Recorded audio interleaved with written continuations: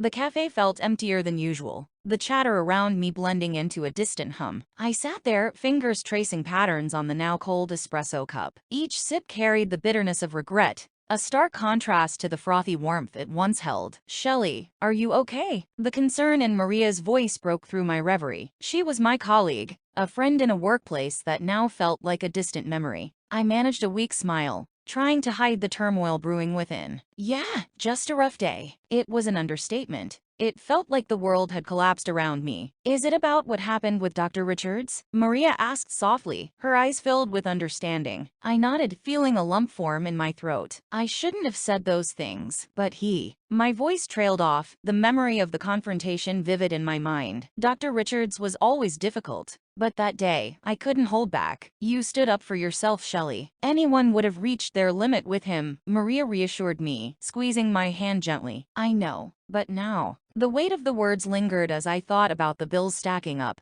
the uncertainty of finding another job, and the fear of drowning in financial woes. "Hey, listen." Maria leaned in, her expression earnest. "You're an incredible nurse, Shelley. Someone will recognize that soon. And until then, we've got your back." Her words offered a sliver of comfort in the storm raging inside me. I managed a grateful smile, but the worry lingered, refusing to dissipate. The cafe, usually a haven of solace, now felt suffocating, trapping me in a whirlwind of emotions. "Maybe I should head home," I murmured, pushing the cup away. But leaving didn't promise relief from the suffocating weight of losing my job. "Shelley," Maria's voice was gentle but firm. "Take some time for yourself. Go for a walk, clear your head. Things will look better, I promise." Her genuine concern softened the edges of my despair. With a nod, I gathered my belongings, offering Maria a grateful hug before stepping out into the bustling New York streets. But the weight of losing my job hung heavy, casting a shadow over every step I took. The New York cafe hummed with life, the aroma of freshly brewed coffee intermingling with the faint strains of jazz music. I found solace in the familiar ambience, yet the weight of my recent job loss lingered, casting a shadow over everything. "Excuse me, miss, do you mind if I have the rest of your coffee?" The voice startled me, pulling me from the abyss of my thoughts. I looked up to find a disheveled man, Harry, standing nearby. "Oh,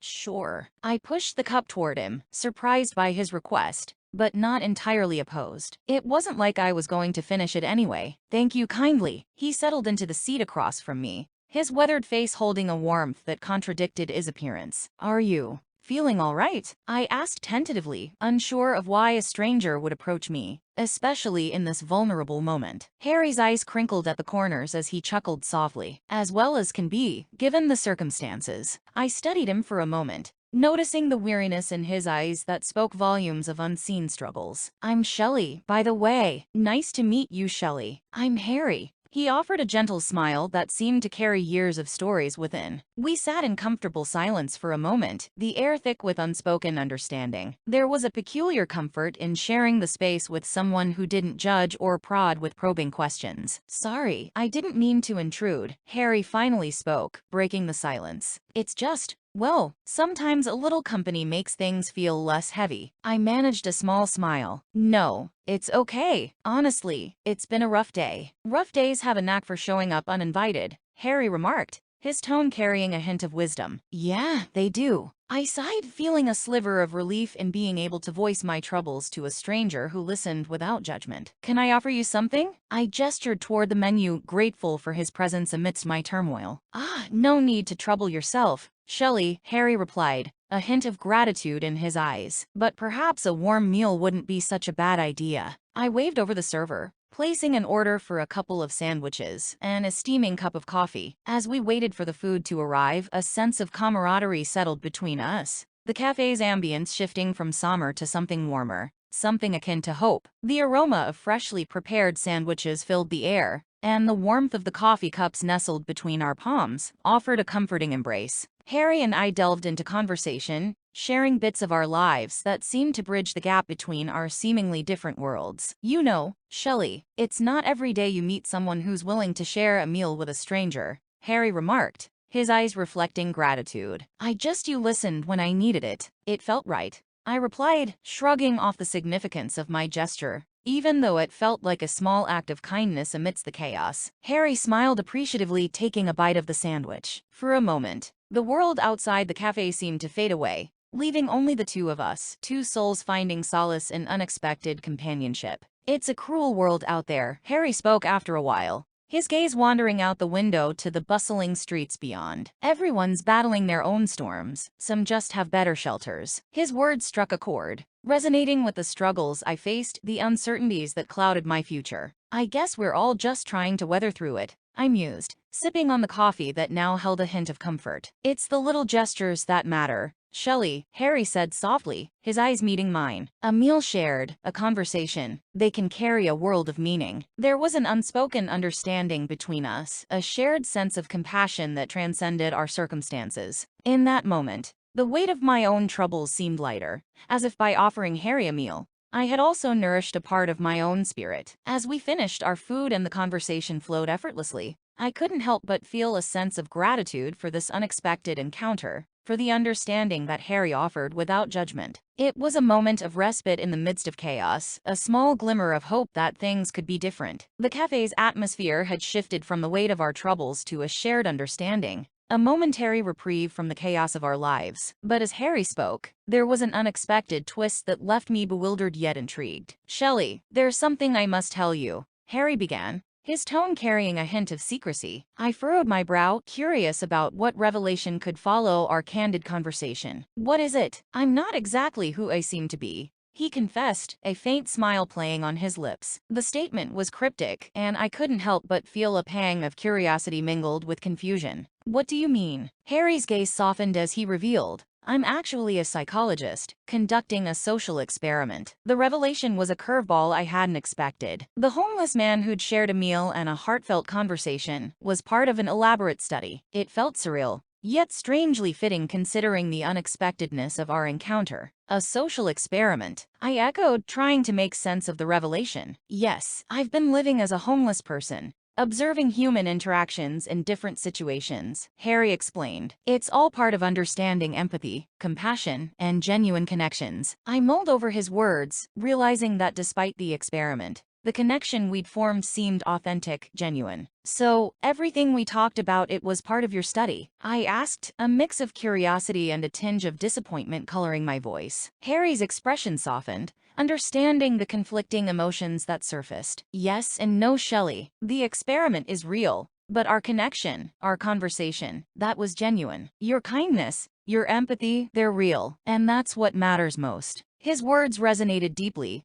grounding me in the authenticity of our shared moment, despite the unconventional circumstances. It's just that I trusted you, I admitted, feeling a bit vulnerable at the revelation. I understand, Shelley, and I appreciate your trust more than you know, Harry replied, his eyes reflecting gratitude. As I processed the unexpected turn of events, I realized that while our encounter might have started as an experiment, the emotions, the empathy, they were authentic, transcending the boundaries of a controlled study. It left me pondering the complexity of human connections and the genuine moments that often stem from unexpected encounters. The revelation of Harry's experiment lingered in my mind as I navigated through the next few days. Despite the initial shock, I couldn't deny the genuine connection we'd shared. Little did I know, our encounter was about to take an unforeseen turn. A few days after our cafe meeting, as I grappled with the uncertainty of my future, a message appeared on my phone from an unknown number. Hello, Shelley. It's Harry. Could we meet for a coffee tomorrow?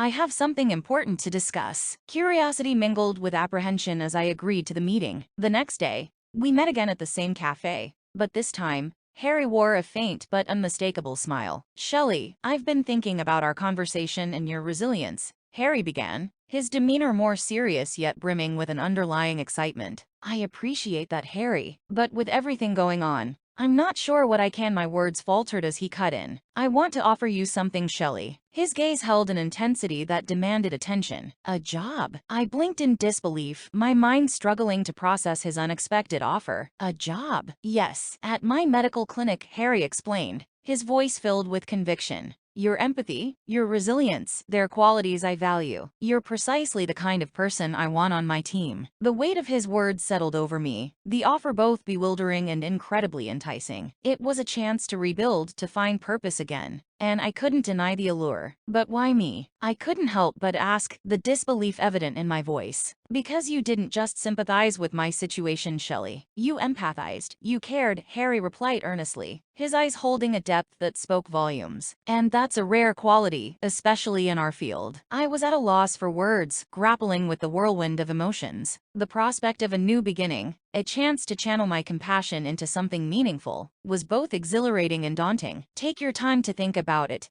Harry offered, sensing my hesitation. But know that I'd be honored to have you on board. As we parted ways, I found myself torn between the familiarity of the uncertainty I was in and the glimmer of hope that Harry's offer presented. It was a decision that held the potential to redefine my future, all sparked by an unexpected encounter in a cafe. Joining Harry's medical clinic was a whirlwind of emotions and adjustments. The pristine corridors, the bustling activity, and the warm welcome from the staff created a stark contrast to the heaviness of my recent struggles. Shelley, welcome aboard. Harry greeted me with a smile as I stepped into the clinic on my first day. His presence was reassuring amidst the newness that surrounded me. Thank you, Harry. I'm really grateful for this opportunity, I replied, a mix of excitement and nervousness evident in my voice. You'll do great, Shelley. Just be yourself, he encouraged, his confidence in me palpable. As I navigated through the clinic, meeting the team, I found a sense of belonging that had eluded me for quite some time. The colleagues welcomed me warmly, and the patients' smiles as I tended to them filled me with a sense of purpose I had missed dearly. Shelley, this is Dr. Evans, one of our senior physicians. Harry introduced me to a distinguished-looking man in a white coat. Nice to meet you, Dr. Evans, I greeted him,